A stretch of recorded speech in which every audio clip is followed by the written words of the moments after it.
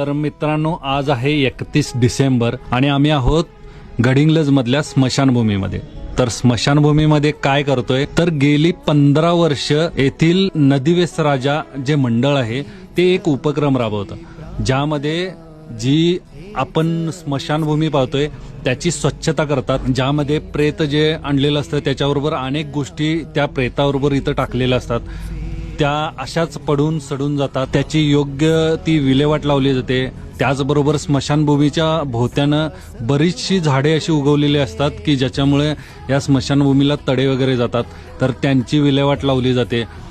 अशा अनेक गोष्टी आहेत ज्या मी या माध्यमातून सांगू शकत नाही. आपण एकीकडे पाहतो की 31 डिसेंबरला बरेच जण वेगवेगळ्या पद्धतीनं नवीन वर्षाचे स्वागत करण्याची तयारी करत असतात, ज्यामध्ये मोठमोठ्या पार्ट्या आयोजित केल्या जातात, डीजे वगैरे लावले जातात. पण हे जे मंडळ आहे गेली 15 वर्ष आपण पाहतोय की अशा पद्धतीचा उपक्रम राबवतं, ज्यामध्ये ही स्मशानभूमी स्वच्छ झाल्यानंतर त्यामध्ये लोकांना चांगले संदेश देणारे बोर्ड लावले जातात. त्याचबरोबर आजूबाजूला फोटो वगैरे पडलेले असतात, मृत व्यक्तींचे असतील किंवा देवदेवतांचे, तर ते एकत्र गोळा करून त्यांची विल्हेवाट लावली जाते. तर तुम्ही पाहू शकताय की कशा पद्धतीने इथं झाडं मोठी मोठी झालेली आहेत आणि ती इथून हटवली जात आहेत.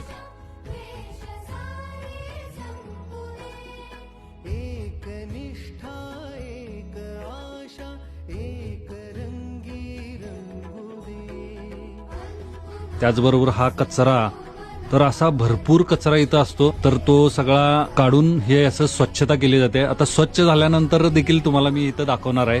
आणि त्यानंतर हे सगळं झाल्यानंतर नदी स्वच्छता असते. नदीची देखील स्वच्छता म्हणजे काय तर ज्यामध्ये आपण प्लास्टिक वगैरे टाकतो ते असंच इथं पडलेलं असतं आणि ते प्लास्टिक सगळं एकत्र गोळा करून त्याची योग्य ती विल्हेवाट लावली जाते. तर मित्रांनो, तुम्ही पाहू शकताय, काम करतोय म्हटल्यावर भूक तर लागतेच आणि थोडासा नाश्ता तो देखील स्मशानभूमीमध्ये आपण करतोय.